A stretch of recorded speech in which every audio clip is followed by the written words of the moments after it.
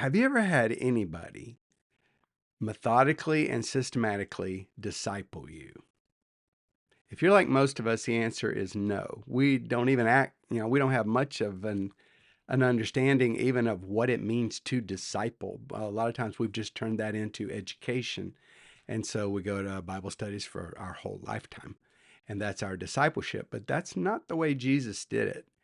His was action based, it had to do with obeying him in a set of very specific things he was telling his disciples to do. And the idea was to take a human who's living like over here, and then God's heart is here, and to align that human with the heart of God. But you can't do that from God's side.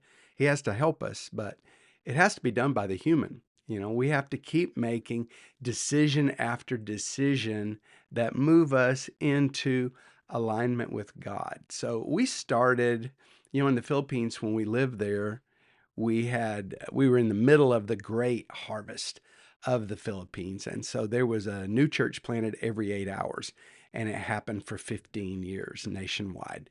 About 15% of the entire country started attending born again churches, and it was a big deal. It was in the news, but for the impact on me as a pastor was, what do you do when 25 people come to church and they have come to give their lives to Christ? Their friends have gathered them, they've been evangelizing them, and they brought them to church, and now they come and find Jesus there. What are you going to do with them? Because next Sunday it's going to happen again, and the Sunday after that. And I was looking around us in Manila, and there were there were big churches. You plant a church, and I asked a friend once, Jerry Holloway, I said, what do you do to make your church grow? And he said, right now, don't mess it up. That's your only thing you got to have in your mind. Well, I saw church after church uh, get big and then implode and fall down. And it's always the same thing, the crisis of non discipleship. When you pull people together and you say, you've received Jesus, but there's no life change. And then you hold them together and you say, we're the Christians, we're the Christians. And then you get them, and then there's money, there's sex, there's power. It's the same thing the world struggles with. And you just bring all that in the church. And because the lives of the people are not aligned with God's heart, as expressed in the Bible so clearly. So that lack of alignment is really, I think, a global crisis of non-discipleship. So I decided in those days that our number one priority had to be developing systematic discipleship. And I saw other churches, especially churches in like a deep Baptist tradition, I saw their approach. It was completely educational. And it was like, memorize your Bible, go to Bible study. Some of them go to Bible study every single day. That's discipleship. But I saw there wasn't necessarily alignment. Even with that much Bible study, there wasn't alignment. And so we came up with an idea 25 years ago for something called action discipleship, where Bible study, that's for life. Thank God we have a Bible. Thank God. I have worn the covers off of so many Bibles, and I will never stop digging into the Word of God. But the problem, and it's all the way back to the Old Testament, the prophets spoke about it, and it's this lack of alignment and this habit of a human to build a silo for God stuff, so that this is Easter week. And so I was reading those stories in the gospel again, and you get this high priesthood. And they're going into the holiest areas of the temple. They are making blood sacrifice. They are crying out with prayers to Yahweh. And at the same time, they're holding meetings on how to kill Jesus and to kill Lazarus, because he was dead for 3 days, came back to life, and now he is leading people to Christ. And they decided to kill him. I'm thinking, how can this be so possible with a human, that we make a silo for God, and then we have a silo for all, real life? That one's about money, and we don't let these things flow into one life. For me, that's what Jesus was all about, was the alignment of the human with the heart of God. And he needed to set us free from Satan, spiritual power over us, and he needed to allow us to have the birth of a new heart, and he needed to put the voice of God inside of us, not just in the Bible, not just in the temple, not just in the songs, not just in nature, but inside of us. We needed that. But as he coached people in their walk and as he commanded them as Lord and as Master, it was always about this action discipleship alignment. So we've been working with young people in this way of discipling them for many, many years. And in Thailand, we've been using it with young people who they don't know who Adam and Eve are. They have never touched a Bible. They're Buddhist, Hindu, Muslim. They have no Christian background. The concepts they don't even understand nothing. Okay. So how do you start? Do you have to educate them for 5 years to get them to know all the content of the Bible before they can understand the gospel? We decided that what they need is to meet Jesus. They need a personal encounter, a mystical personal encounter that is not just doctrines, it's an experience. And through this experience, they meet Jesus. And having met Jesus, now they need to grow in him. And they'll just ask us, what do we believe? Basically, is how they say it. What do we believe? And they're already saying, my drawbridge is down, my heart is open. You tell me what the Bible says. I'll build my life on that. And then I'll learn my Bible myself over time. So how do you do that? You do that with action discipleship. And we've been doing it. It works beautifully. An action approach, a volitional approach where humans make changes in their own life to match God. Now, what we've never done, and this is the part I want to bring out. Young people are going to spend 8 to 10 hours a day online. Then we should be there doing discipleship. And I keep going around, I look in churches, and I don't see anybody doing it. Most churches are doing church marketing, and they'll take pictures of church and they'll do videos of church and they put it on social media and they say, hey, church is cool. You should come to church. It would bless you. You would love church. That's not what I'm talking about. I'm talking about using those 8 hours when they are in their phones, grabbing their mind, pulling them if they've got a felt need in their heart for a change. And a lot of times they are searching online for a change. And we want to meet them there. So that's the first part, is learning the science of getting in front of their Google searches and using the words that they're trying to find. Because no one's going to say, how do I give my life to Jesus and start following him in his ways? Like, they're not going to ask those questions. How do I find a calm mind? How do I know what to do with my life? These are the questions they're asking. And that's where we have to get in their way, pay for results, and say, here, we've got something to add on that topic. So once they come through the door, here's the next step, which is, okay, they want to have the change. They've gotten attracted online. And now somebody needs to walk them through some kind of scalable, high quality interaction. And so we thought about it. And first, I thought, let's do something automated. And then certain members of my team said, discipleship will not work that way. It is communal by nature. We have to do it in groups. And there has to be a live human element. Well, that's an impediment to scaling unless, and this is a great idea, unless this pressure to build a scalable online discipleship network pressures us to build a lot of trainers. And that's what I'm really excited about. What if we're able to launch 1,000 online disciple makers? Well, the first step is to actually take 1,000 people through discipleship online. So we boiled it down to a test pilot.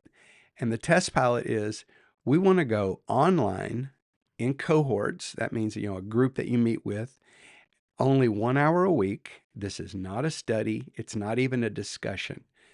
We're going to lay down a 6-minute video that says, here is one teaching of Jesus. It's either something he practiced or it's something he commanded his followers to practice. But we're going to lay down one command of Jesus. And the first one is master your things. There's a difference between living beings and things. And, things. And so you master your things. Things are money. Things can be food, things you put in your body. Um, things. Some things are considered to have power, value in themselves, like money. Some things are considered to have power because of in many cultures, the mystical power that's in it, like an amulet. It's a thing. And things and humans, we need things to survive. Like part of things are food. And so all of this is one big, and the cell phone, that's a thing. So it may take a month to get this one right. Master your things, because in Jesus' mind, you ought to be able to give a thing away and be happy to do it because somebody needed it, or receive a thing and not feel proud that you have a thing. You shouldn't covet someone else's thing. So, he's got clear teachings about things and his human disciples. The difference. Humans must rule things, and you mustn't allow things to rule you. So we're going to unpack that. But the entire focus of the group is, how do you live this out? Do something about it. So, sometimes they'll have a burn barrel, burn some things that they shouldn't have because they're bad. So we've been working really hard on an online way to do all this. So I want to bounce over real quick and show you my screen. There, I think I'm on it. Yep. And this is our website that just went live. It's called The Jesus Quest. For generations searching for truth, here's the quest to help you find it. Okay. So, it rolls down. This is our pitch. What if there was a path that led to a stronger, unshakable life? And so people sign up for it. 7 challenges. It takes 7 weeks to do.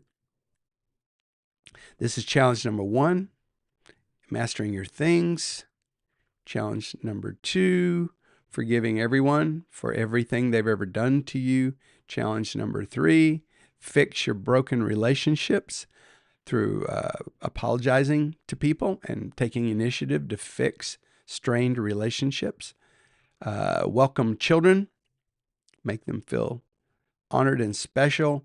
Do sacrificial actions on behalf of the poor that help them. Do secret good works that no one knows you've done the good work, and pass through the water and start your life over again. These are the 7 that we picked, and we believe that these 7 things, if someone walks you through them and you actually do them, it will help you renew your mind. It'll give you a moral compass, inner strength. It'll help you defeat addictions and distractions, help you stand up for the truth and become a true disciple. So the way it's going to happen is they're going to get a mentor assigned to them by language and time zone. They're going to follow a clear path that's going to take them 7 weeks as a group. And this is the third part, a committed community that they are part of.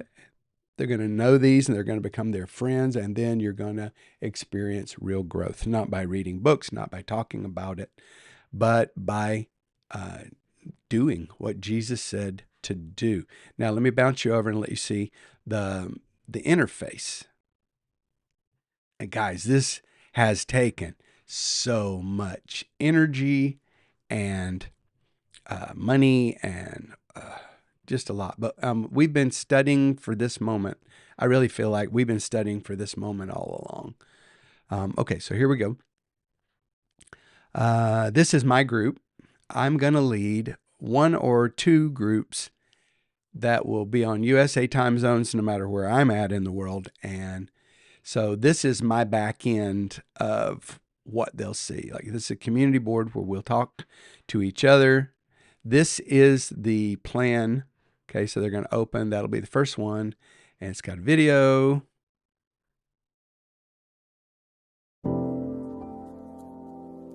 I'm going to speed this up.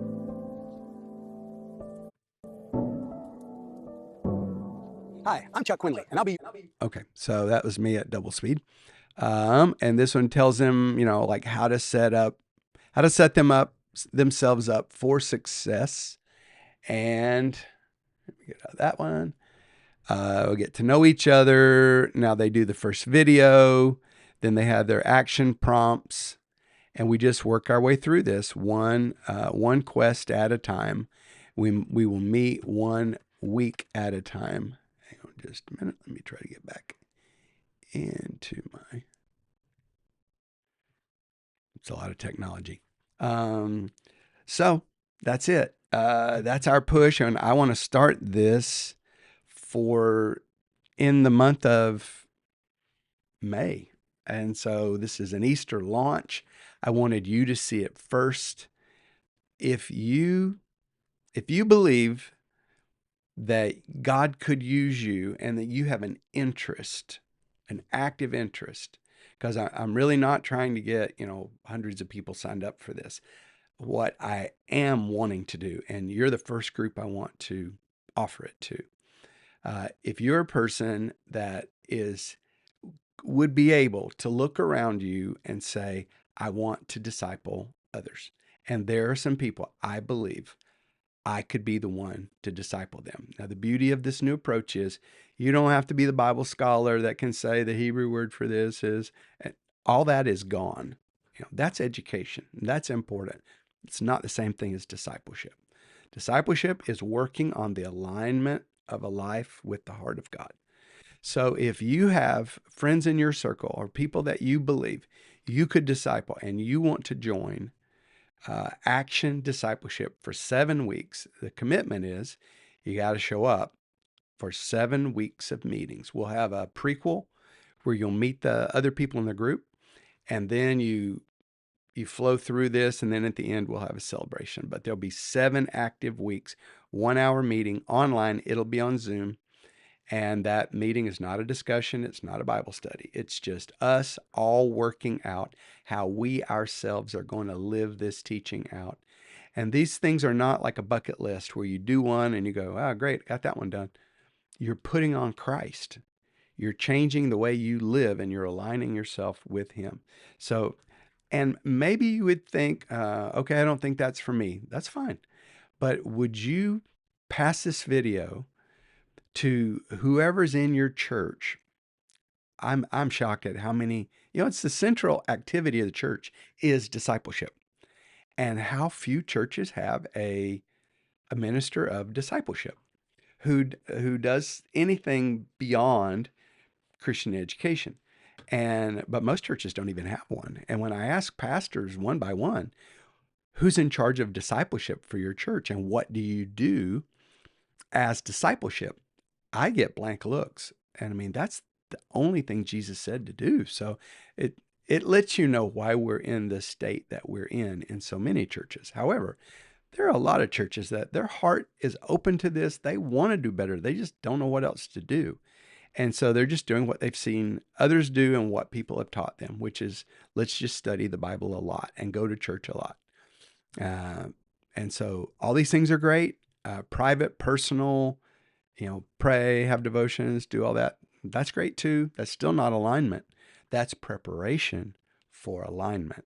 All I'm trying to do with people is help them, because they have to do it by their own choice, use their volition to line themselves up with the heart of God as explained by Jesus. So if you're interested, that's great. If you're not the one, but you know somebody who might be, or if you are part of a church or ministry and you have a heart for this, you want your own life to be aligned, and you want this to become the core ministry that you do for others. I want to run this as a program for 2 full years. I want to expand it and see how big it can grow. I want to see what the technological issues are. This is what we're focused on. I think we're in a global crisis of non-discipleship, and we've got to solve this problem because we're losing the younger generation. And I think this is one key way to deal with that situation. So thank you for standing behind us.